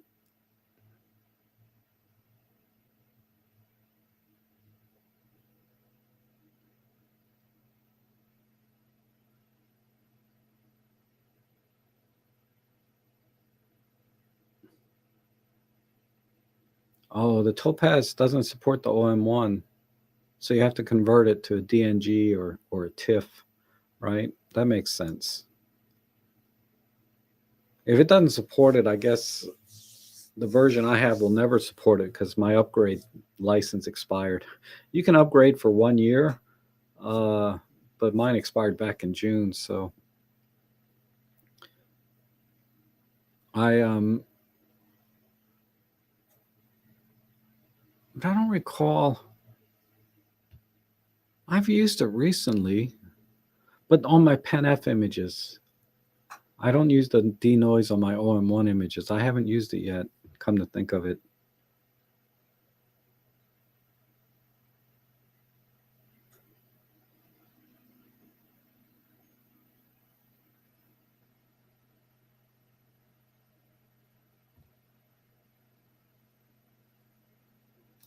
Has Panasonic left MFT? They just released a camera this year, the GH6, so I don't think they've left. I mean, if that's their last camera, maybe, but I don't think so. I don't know why they would just release a GH6 and then leave, but you never know.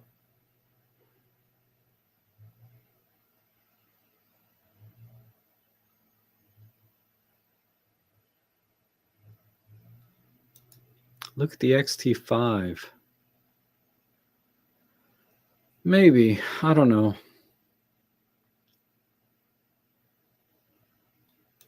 It just doesn't appeal to me, the XT series. I mean, I don't know why it just doesn't appeal to me, the Fujifilm cameras. They're nice. And I really like my X-T30, but I don't feel a need to go from this to an X-T5. I'd rather have an S1R, like a big, beefy, like chunky camera, or a GFX. Because Sony has what? The A1 and the A7R4? That's not a huge camera. A7R4, A7R5 is out now. There's 60 megapixel cameras. Maybe. maybe, but they're still expensive, like super expensive. If I can get like a S1R for like $1,500 or less, that would be awesome. And then I wouldn't have to buy any lenses. Like I said, I got my 50 prime. That's all I need. And a 20 to 60. I was looking at their 70 to 200 f4 because that's not super expensive and it's relatively small. But I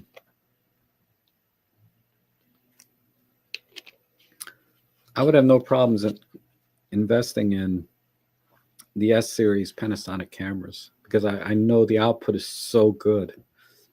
It's so good. I mean, I know what the output is for this X-T30.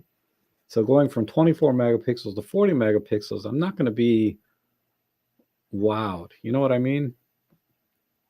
But the S5 is a 24 megapixel. If that suddenly went to 47 megapixels, I just can only imagine, what that's like. I really like the S5 so much that and I like I know it's a big ass camera, but I kind of like the old DSLR. I guess I'm missing my D750, right? But I miss that top plate LCD, the big buttons and controls. You know, I have a Nikon DF, and that has plenty of controls on it, but it doesn't have that big plate on top. That's why I want to get a G9, just to get that top plate LCD. At this point, it feels more nostalgic than actually really needing it, right? Because I really don't need a top plate LCD. It just, when I pick up a camera, I'd like to see a top plate LCD, just to have one. Not that it's really any more useful than a live view, right?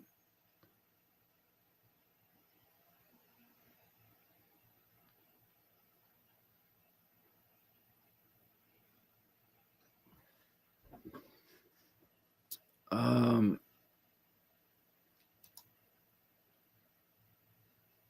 the Sigma fifth. Oh, I guess comparing to the Ollie 60 macro. Yeah, that looks like a nice lens, and it's about the same price as the 60 macro. Um, but I would, between those two lenses, I probably, if I did macro, I would definitely get a 60 macro. I wouldn't buy a 56 if you're thinking about doing macro. And then I think you mean the Olympus 75 millimeter. That's a whole different lens. But if I didn't care about macro, I would get the 75 Olympus f1.8 any day over the 56 and the 60 all day long. Certainly the other two lenses are just as sharp and, will give you great results. But that 75 focal length at f1.8 is just magical. I just love that, the look of the images that I get. You have to shoot the right things for it, right? But I really love the images I got at that focal length with that aperture. You get a certain depth to your images that I don't think you really get with the 56 or the 60. Certainly not the 60. It's really, really nice. But if 75 is too tight, then the 56 is a really nice option. But that's still a bit tight. But it's certainly not as tight as the 75. But yeah, there's lots of choices out there, certainly.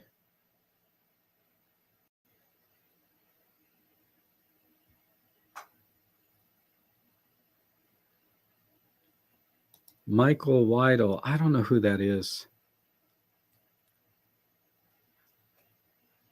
But I reviewed that lens, and the tilt function is somewhat useful, but it just wasn't a lens that I would need.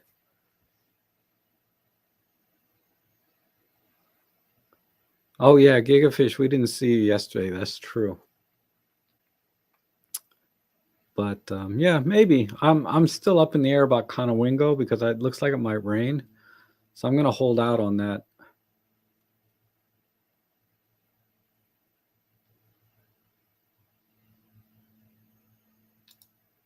Yeah, that might be true.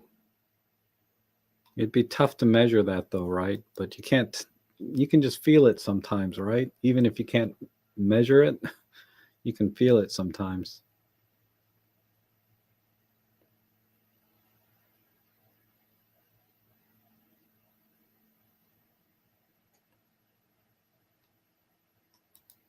Have you tested the OM5? Is it really a rebadged EM5 III, or does it pack some? It's not a rebadged EM5 III. It's really a completely new camera in that series. It's basically the EM1 Mark III. So every improvement that the EM1 Mark III had over the EM1 Mark II, you're going to find in the OM5 with certain limitations. But generally speaking, it's a baby EM1 Mark III. So you get now the handheld high-res shot mode, handheld live ND, better pro capture, better autofocusing, particularly the face detect, and those are the main things, right? There may be some, you're able to program the function buttons to save customization, custom settings. That's a big deal in terms of workflow. So those are the key things, and the faster image processing, right? Or image processor, I should say. So it is an all new camera. It's not just a rebadged EM5 Mark III, and better stabilization. The stabilization, if it's the same as the M1 Mark III is, it's amazing, so good. So there's those things there, and I think there's some video features. They're pretty much the same, except you can now do vertical, and you can also do OM log 400, which I shoot in now. So there's certainly a lot of upgrades. If you have an EM5 Mark III, it's probably not much reason to upgrade to an OM5 unless you need something very specific. I would say for most, EM5 Mark III to an OM1 is your upgrade path. Don't even think about the OM5. But if you don't have a camera now, OM5 is a great first camera if you want to get into OM systems. It's really representative of all the features and technology that is available from the Olympus or OM system cameras. And and the price point is about right. It's not too high, it's not too low. It feels about right for what you're getting. And I hope it does well. I mean, it's really a great camera, and you're going to get great results with it, with all the features that it has that not many other cameras can do, like the live comp.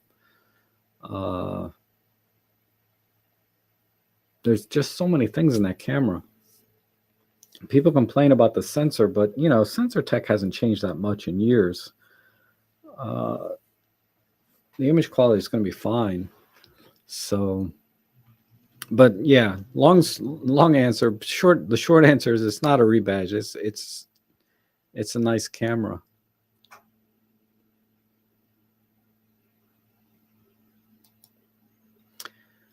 XH2 is tempting. I do like the grip on the XH2, and like you can see my X-T30. Sometimes I like to take it without the grip, but I like this grip for the X-T30. And the XH2 has a grip. I know you can get a grip for the X-T5 or X-T4, if not now, eventually. But I really do like the XH. I like the XH1 a lot. Almost to the point that I still may get one. Just because it's such a good camera. It's such a good camera. This X-T30 is a great camera, but it's not It's not like a keeper kind of camera. Like, it's not the kind of camera I'm just going to have on my shelf because I really like it. It might collect dust on a shelf because I don't use it, but it's not going to be a camera that I'm going to cherish long term. An XH1, my Pen F, my S5, you know, my OM1 now, these are cameras that I'm going to cherish, right, for a long time. The EM1s, those were workhorse cameras. Those were not cameras that I would cherish long term. So I sold them off. I'm not really missing them so much because I replaced it with the OM1. The OM1, again, I don't know if that's a camera I'm going to cherish, actually. It's more of a workhorse camera for me. But an XH1, because of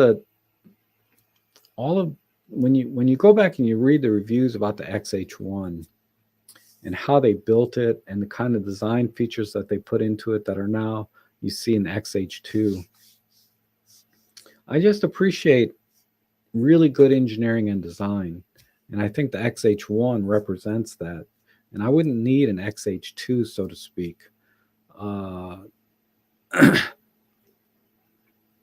I think the XH1 is amazing, just like the Panasonic G9. I think it's really an amazing camera. I want one. They're down to about 600 bucks used now. We're getting there. I think at 500 bucks, I might pull the trigger on it. But yeah, there's just certain cameras that I really appreciate the design and engineering that went into it, and would want one just for that reason. Not that the OM1 doesn't have a ton of design and engineering and everything. It's an amazing camera, really amazing. But it's not a. It's more like a workhorse, get it done kind of camera. Unlike the Pen F, which is I take out every single day, you know, or not every day, but whenever I go out, that's my camera of choice. This X-T30 is not my camera of choice. There's not particularly anything special about it, design and engineering wise, in my opinion. It's just a nice little camera, just like my Canon M50. Nothing special. It's just a nice little camera. Nothing wrong with it. Nice little camera. But I don't know. If I want to go high res, XH2 might be an option, but it's still kind of pricey. I forget what it's going for. Let me look it up real quick.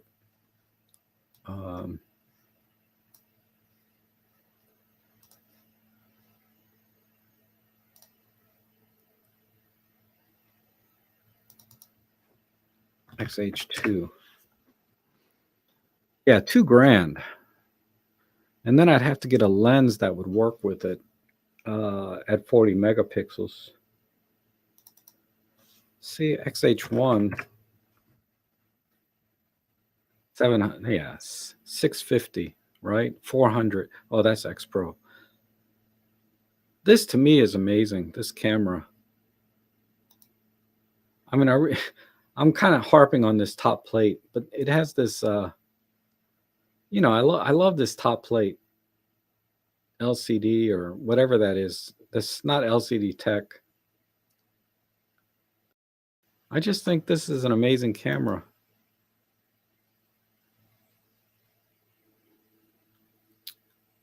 Oh, this is just for the top of it. Anyway. And then what's the GFX 50S? Oh God, yeah. I don't know. 3,000 bucks for a used one. They lost their mind.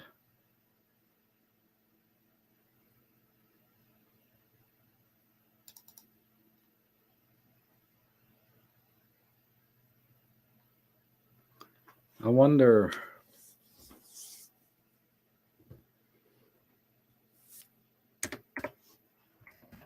What's the X-T5 sell for? 1,700. 2000 with the lens.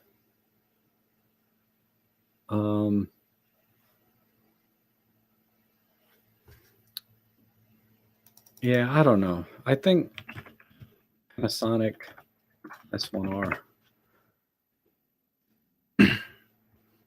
That's used. I've seen them for less though. Look at the S5 selling brand new for 17. That makes me sick. Anyway, I've seen them on eBay for less, like 1600. This is B&H, so you're going to get a warranty, right? But that's where I'm leaning.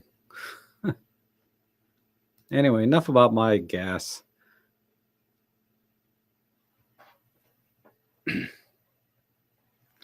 I love small cameras with big controls. Not necessarily.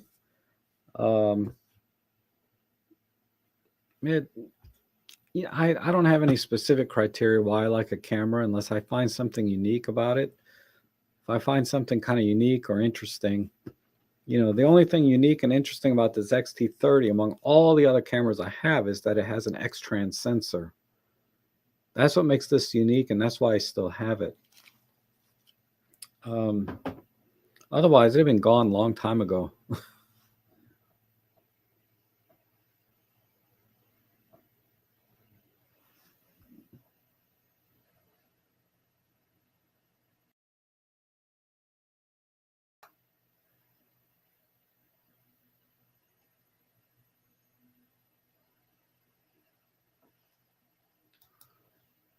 Oh, I use the old. Like I said, I don't get updates from my Topaz Sharpen AI anymore. So there was probably an update that it takes all-in-one files. You know what? Let me just I'll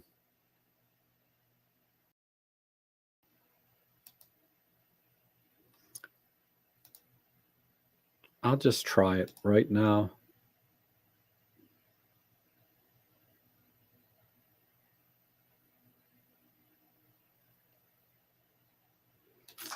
Have I used extension tubes with ND? No.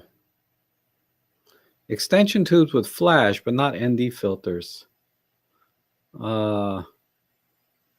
Typically, if you're going to use flash and ND filters, you're trying to overpower the sun, right? So I don't see a need to use extension tubes and ND filters because extension tubes typically are trying to do macro where you need more light. So it's kind of an opposite. ND filters and flash, you normally use, like I said, to overpower the sun kind of photography. Anytime you need to kill the ambient light, use an ND filter and then you bring the flash in. But with macro photography, when you're using extension tubes, you don't need to use an ND filter.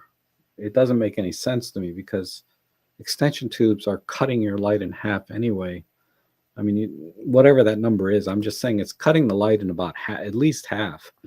So you don't really need an ND filter just based on that alone. And then in principle, you typically need more light when you're doing close-up photography. So why would you use an ND filter is my question. And Randy's come in. That's awesome. I liked your video, Randy, about with all your different Olympus cameras that you had. What I didn't see, though, maybe I missed it, was the EM5 Mark III. Maybe you're using that to actually record the whole thing, but I don't think you mentioned that camera.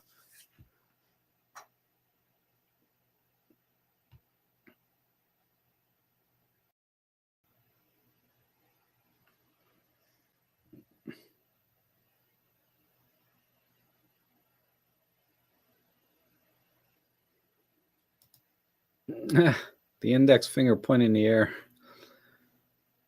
This same principle works for seeing if there's sharks in the water, right? What you do is you stick your finger in the water and you take it out and you taste it. And if it's salty, there's sharks in the water. Same idea.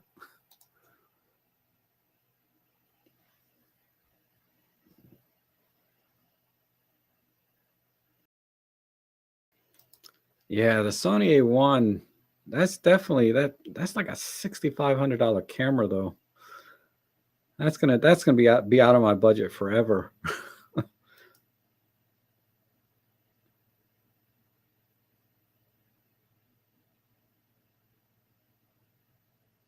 Yeah. Yeah, that's the only problem with the medium format is the lenses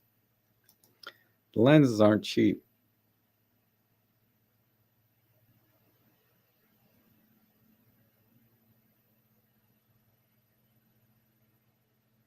And let's see, there's some dude in here. Maybe David can catch that guy. I have no idea what he's talking about. But you guys know how to block people, right? I can't do it through this software I'm using.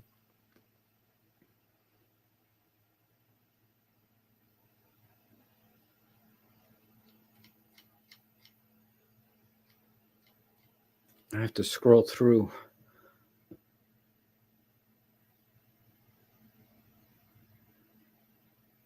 Oh, the Canon 135. I haven't watched any videos on that, but I did see some thumbnails for this lens. I it's amazing to me that the 135 is that it's coming back, at least with Canon, because 135 was a very common focal length back in the film days. You can find 135 millimeter lenses all day long on the used market for vintage, lenses. I have 3 or 4 myself, but as far as autofocus lenses, you don't see that many. So I'm curious why it's making a comeback, because it's a pretty tight focal length.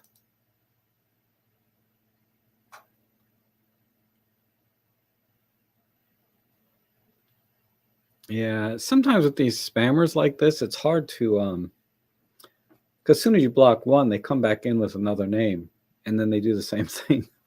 It's hard to keep up with, but maybe we'll just call it. Um,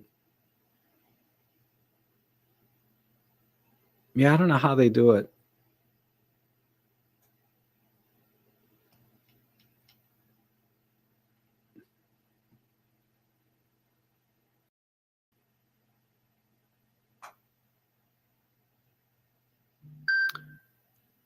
Oh, we were doing something with the whatchamacallit. I need to switch screens. I was gonna pull up an OM1 file.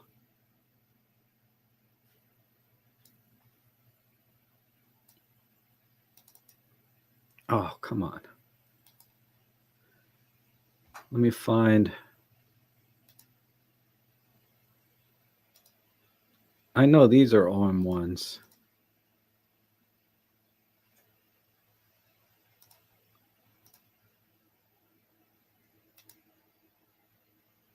How come there's no files in these folders?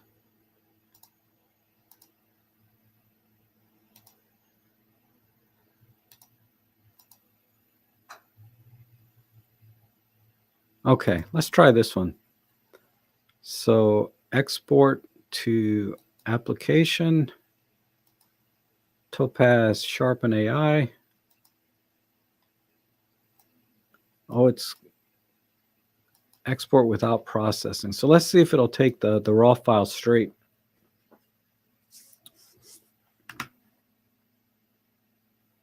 Like I said, my version hasn't been updated since June.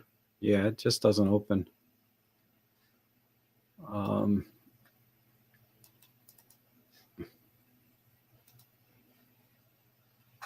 So yeah, it's not opening up for me.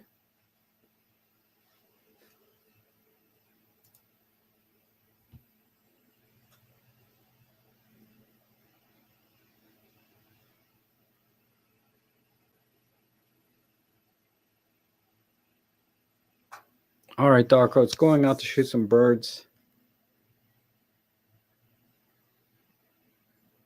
Yeah, Adam says it still requires TIFF. So yeah, I'd have to convert to TIFF still. But I don't know. Like I said, it hasn't. Maybe they're not going to update the individual copies anymore. That would kind of suck. Then the OM1 will never come in. Not that converting the TIFF is a big deal, but it's not ideal when you can work with the RAW directly, right?